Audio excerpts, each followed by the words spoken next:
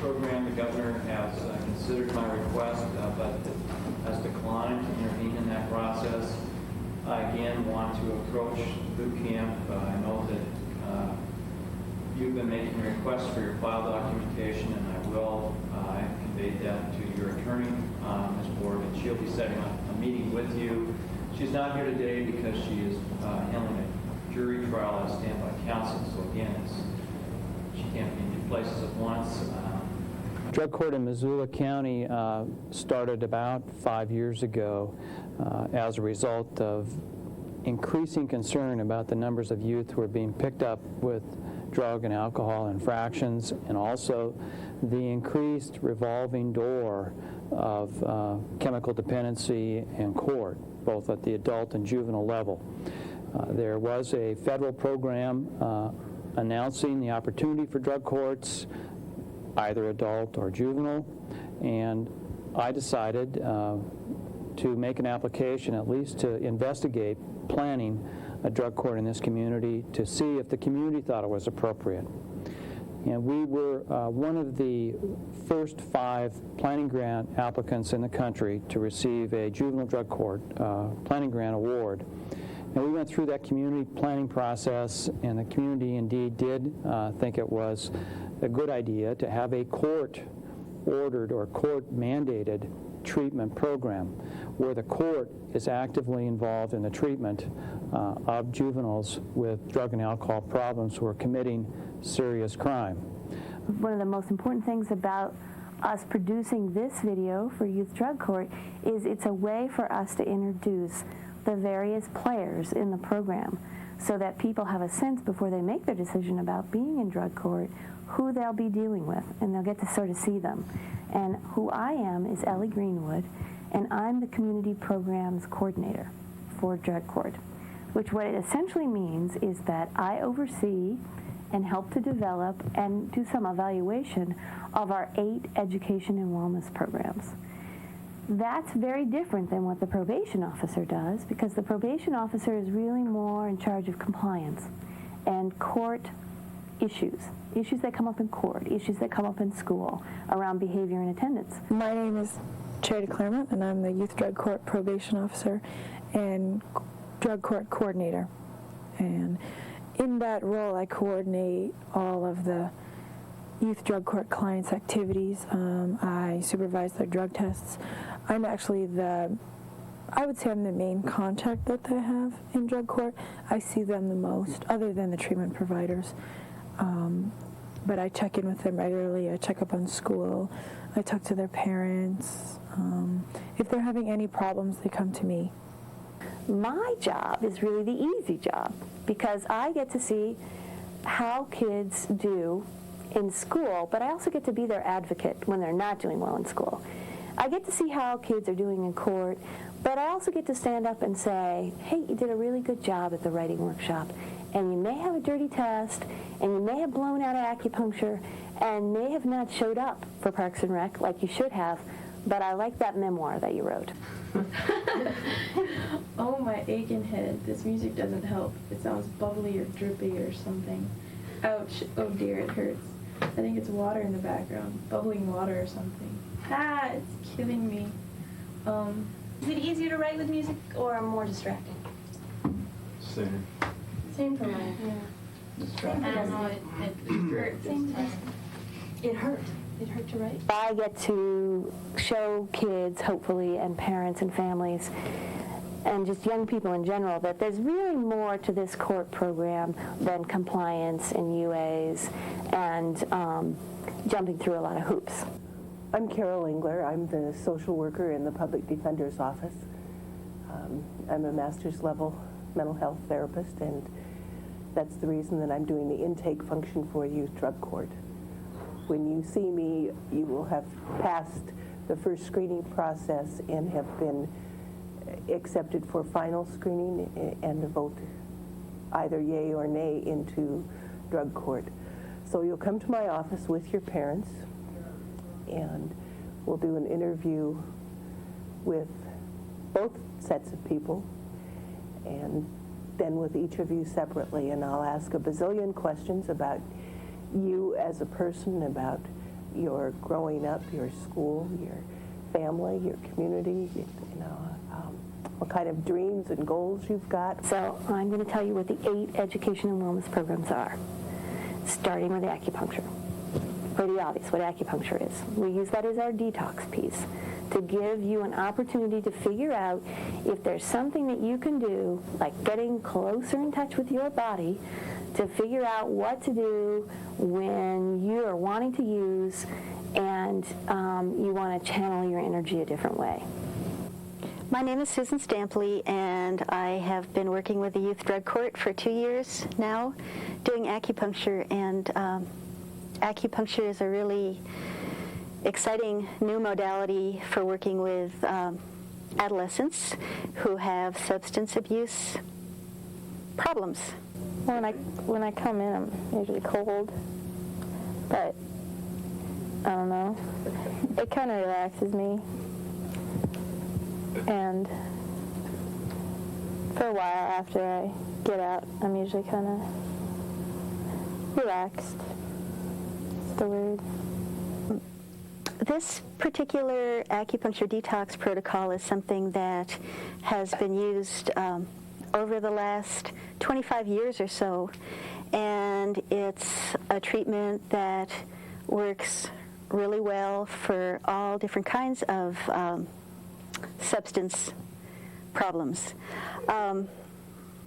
We do mostly ear points and sometimes body points as well, and the treatments are varied according to the particular needs of the youths.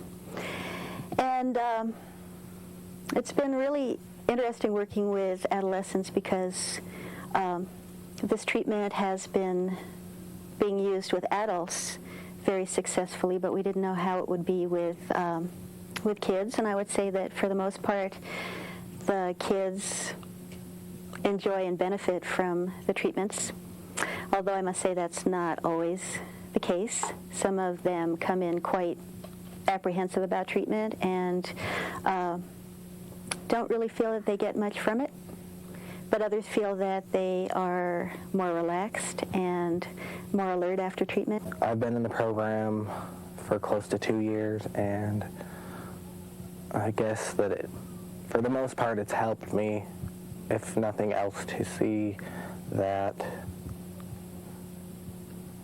or I guess see the effects drugs can have on your life if you choose to use them excessively.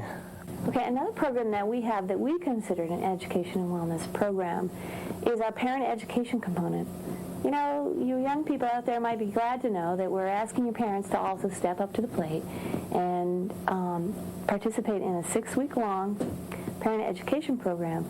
And probably some of your parents have already done parent education, and they're kind of thinking, geez, I'm going to do more parent education, more than the on-the-street daily work that I do every day.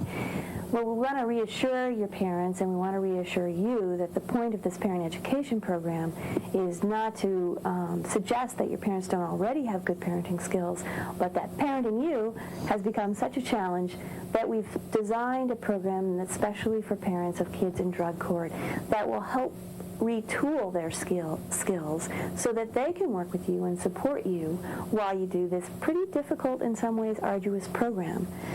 We also want parents to feel really supported during this project. We want them to support you, and we want them to feel supported. I'm Dory Brownlow, and I am a deputy county attorney, and I am in the drug court team. I'm the prosecuting attorney member of that team. Yeah, I don't look at drug court as a punishment, although I know some of the kids do, because what we provide to them are a lot of services that they wouldn't otherwise be getting. So it's a big asset to them. For that reason, they get the acupuncture, which, treatment programs, intensive supervision, which, again, they may not think is beneficial for them, but if they're going to be successful in abstinence from drugs and alcohol, many of them need to have those services in place. Another education program that we offer through drug court is our writing program. It's been developed and formulated to be very similar to a writing workshop. As you can imagine, almost everyone who comes through the drug court program feels unbelievably reluctant to be in a writing workshop. They feel sometimes that it's redundant, it's a repeat of what they do at school. You got to trust me on this. It's not redundant. What we try to do in the writing workshop, obviously, is to increase basic skills like reading and writing, but we also focus a great deal on critical thinking. Set, go. Start to write. Oh, gotta get it on my phone. Okay, we're not writing yet. Sorry, guys. Okay. 4 minutes.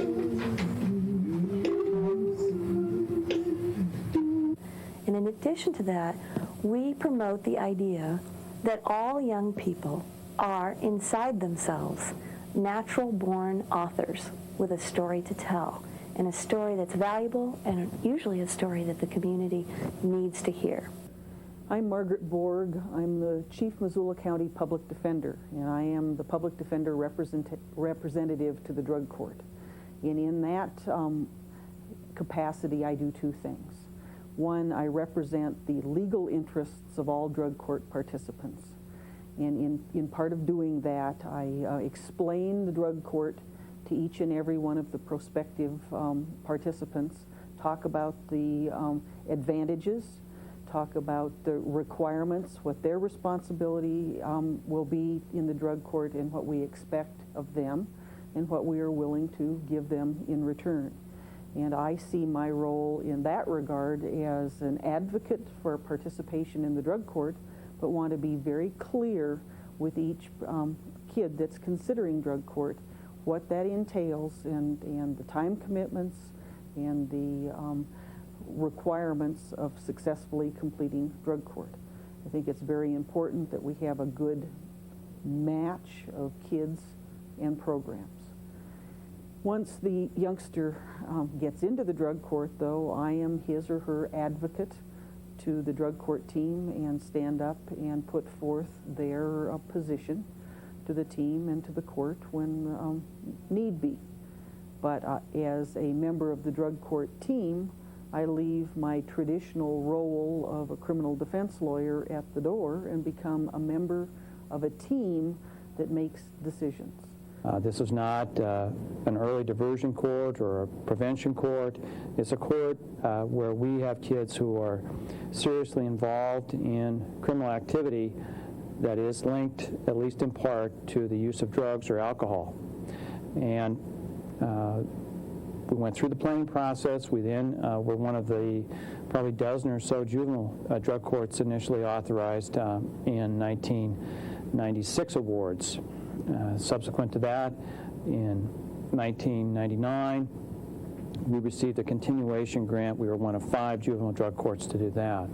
So while that doesn't sound like a lot of time, as far as the drug court system in the country, we were on the ground floor, and we've been operating continuously since that time. We've been learning on a week-by-week basis what works and what doesn't work. We've been continuing to modify this program to meet the needs of the kids who come into the court, as well as to address family issues, which go hand in hand with the juveniles and their problems. The kids that come into drug court are referred from different probation officers within Missoula County. We have 5 probation officers in our office, and they refer kids who have drug charges of some sort that could most of them are possession charges. Most of our kids have other criminal charges as well. Actually, all of them do. They could be non-status offenses such as runaways or ungovernables or truancy, but they could also be, or they could be status offenses, runaway, truancy, ungovernable, or they could be anything from stealing cars to burglary, possession of concealed weapons, usually knives, anything like that. My name is Glenn Welch. I'm the Chief Juvenile Probation Officer for the 4th Judicial District. I'm employed by the District Court. My bosses are the District Judges. The Youth Court as an agency as a whole deals with young people who have had or experienced some problems in their lives. About 90+% of the kids that we see through this agency are kids who have been charged with some type of offense, whether it be an officer catches them at something or through some type of investigation. The officers discover that they're involved, and they end up charging those things, and those referrals are made to this court. At that time, I review all those charges and refer them to our probation officers. And of course, through our department, we have numerous programs, one of which is the drug court program. When we discovered that some of these young people that we're dealing with, when they keep coming back, and of course a lot of times it's discovered by our probation officers that one of the main problems they're having is problems with chemicals. Then we make some decisions about what we need to do at that time.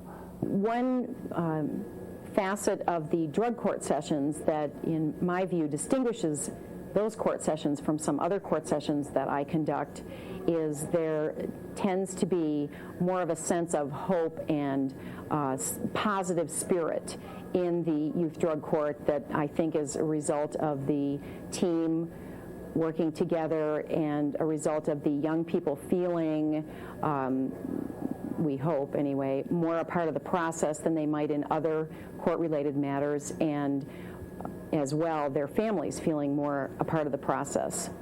Also, we do some things in drug court that don't often happen in other court proceedings. We applaud when young people have made an achievement or progressed in a certain part of their treatment or their program.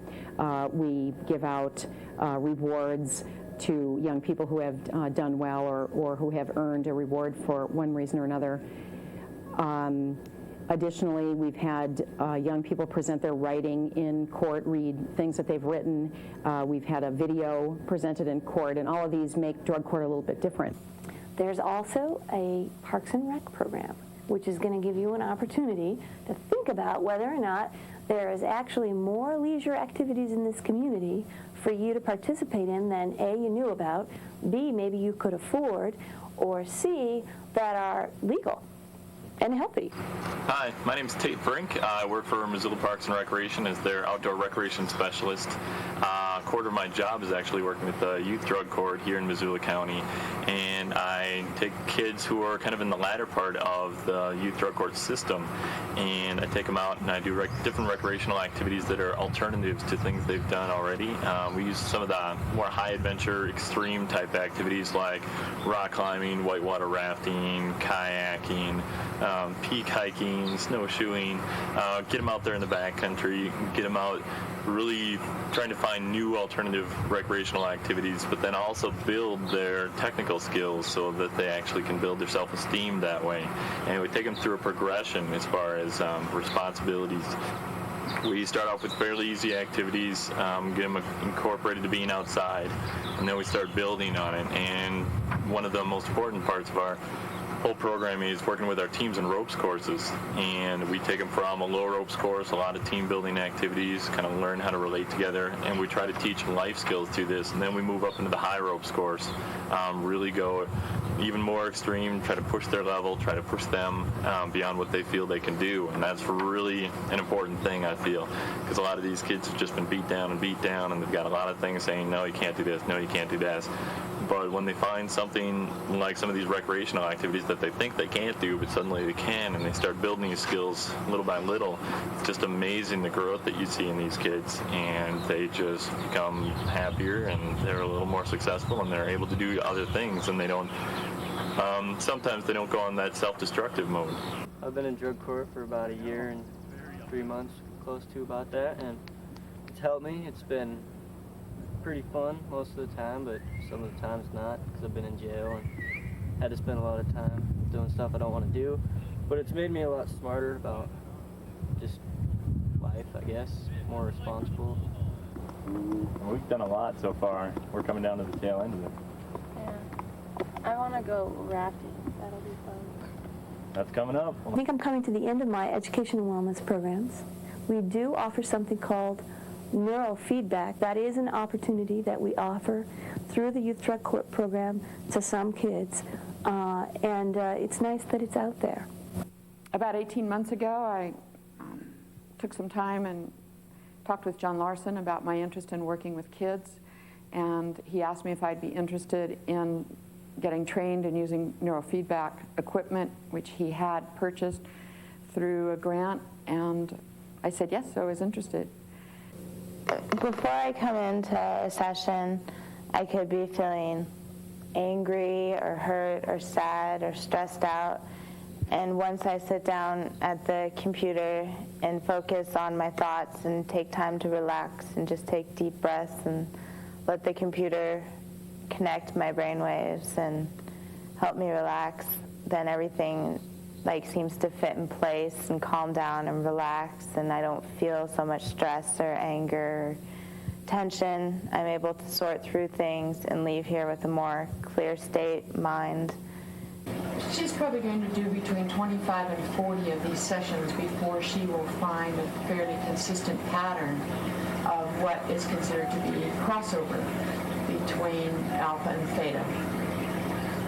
That twilight state, not allowing her to fall asleep, just come up a little bit higher and be as mellow or even more mellow than if she were taking a really nice walk or listening to some wonderful music. And she has reported over time that these sessions are extremely relaxing for her. Some of the giddiness that she's described just calms down. And she's beginning to learn what her brain would feel like if she were able to achieve this state at will, which is the purpose.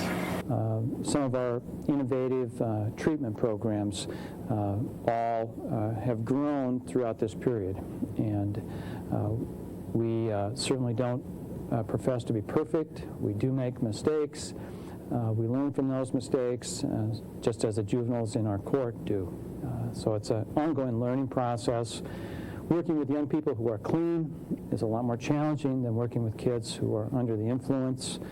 So it's been always a chore for me to address their issues and concerns. We operate in a team context, so addressing team issues is also a challenge for a judge who normally just issues orders and expects them to be followed. Again, there are new components and new issues that confront the judiciary. There are lots of rewards, though, when you see these young people clean up their act and go on to become successes. Have a first level sanction, Mr. Grabo? Yes, or book report would be required. Okay. Mr. Greenwood is standing up right behind you, Mr. Butterfly. Jesse, if you would meet with Ms. Greenwood, she'll give you that assignment. You were here listening to Senator McGovern when he talked about alcohol and the impact on his family. I want you to work that into your report as well. Okay? We appreciate the fact that you're here, and we'll have you back next week. We've got you signed up into acupuncture. I don't know if Ms. Stampley has left us, but Ms. Stampley had to leave, but she left me her card and schedule. okay, so you need to go see Ms. Stampley about some acupuncture. That everybody does that. We start out everybody in that program. We think you'll find it interesting, and we think it'll be a benefit to you, but we always like to hear back.